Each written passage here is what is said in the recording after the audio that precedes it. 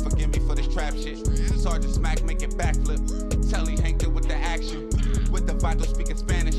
Frank Matthews, how I vanish. Poof. Came back like I'm King Tut. Gold BBS is on a beamer. When Fat Cat was 10 queens up. Ball off the profit, not the re-up. Fly like Puerto Rican Jesus. Uptown like I'm Baby May. Just caught a touchdown from the Bay. Now, turning to other news tonight, a D.C. man with a lengthy criminal history eluded authorities after a technician incorrectly placed a GPS tracking device on his prosthetic leg. It's time for the most DC thing. This is where we feature the photos, videos, or stories that wouldn't happen in any other place. Now, today's most DC thing comes from JoJo Proctor on Facebook. She writes, "Hey, good morning." Yeah, she put a lot of extra A's in there. You know how you always say that's a DC thing? Well, check this out. Who brings out their jail monitor? Now, this message is deceiving. Reading it you would think that somebody is just out and about with their plain jail monitor. You would be wrong, because Eveline, the Wicked Witch of the West, is wearing a bedazzled ankle monitor. There you see it. Now, who has time to do this? Oh, never mind. A person on house arrest, I guess, would have time to do this. But I'm very impressed that you got the person to pose for a photo instead of kind of, sneaking it like I would have done, or like I did this past weekend. And to the person with the bedazzled ankle monitor, you got a serious career in crafts in your future if you stick to this. 34-year-old Quincy Green appeared to be at home when he allegedly gunned down an Oxon Hill man. Andrea McCarran has been following the story out of D.C. Superior Court. How could this possibly happen? According to the director of pretrial services here, it was human error, plain and simple. Tonight, many blame the California-based government contractor who incorrectly installed the device. This is the worst that's really happened to me. All my life, I'm 72 years old.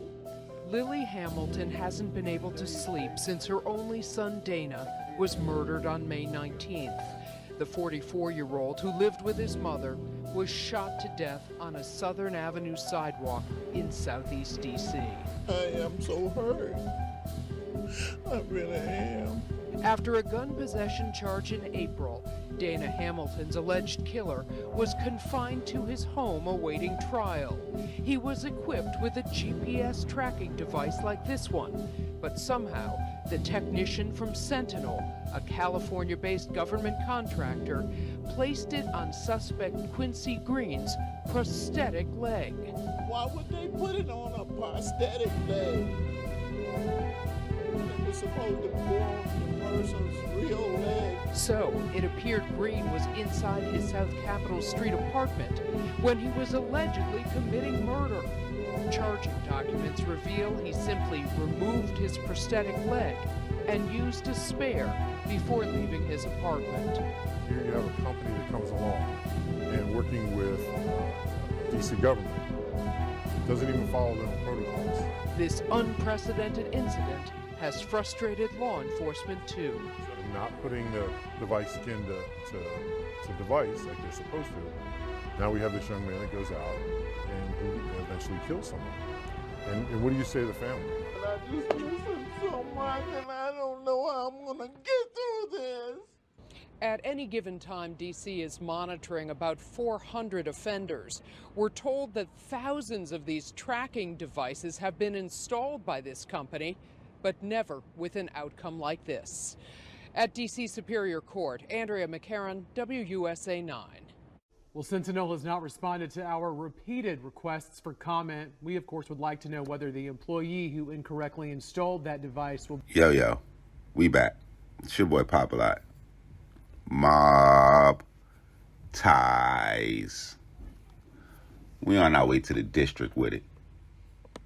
D.C., Chocolate City, Southeast to be exact. Now, all my guys from D.C., I need y'all to check in. All my girls from D.C., I need y'all to check in the comment box below. Y'all already know how we rocking. This is like home turf around the corner.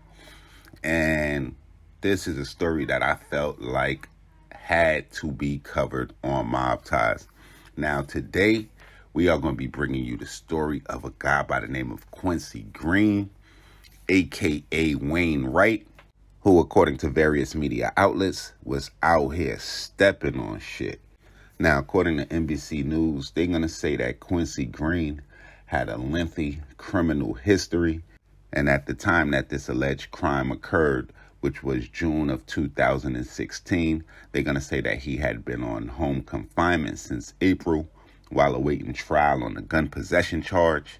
So he was placed under GPS monitoring, like many people facing an upcoming trial or a court date, or maybe even just released on parole supervision.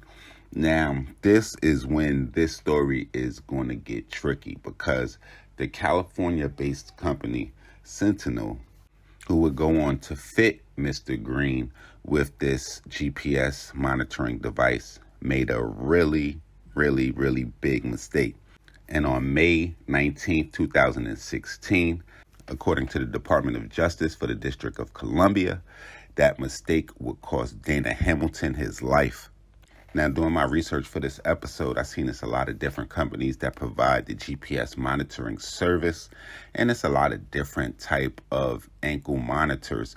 So through the course of this research, I did see one spokesperson for one of the companies where they said that they don't make them to be unremovable just in case somebody might come across a medical situation, but they are supposed to be very responsive. If you tamper with it, if in the case it is removed, the authorities should get an alert within 60 seconds, and that should detail the location of where the brace was last seen or used. Now, in a situation of Quincy Green, that's not even gonna matter, because they would go on to attach the GPS monitoring device to his prosthetic leg. Now, according to the Washington Post, a spokesperson by the name of Chris McDowell for the company Sentinel, who installed that device on Quincy Green, said that the technician who fitted Green with his monitoring device did not follow protocol and put the device over his sock, not realizing that the leg was prosthetic.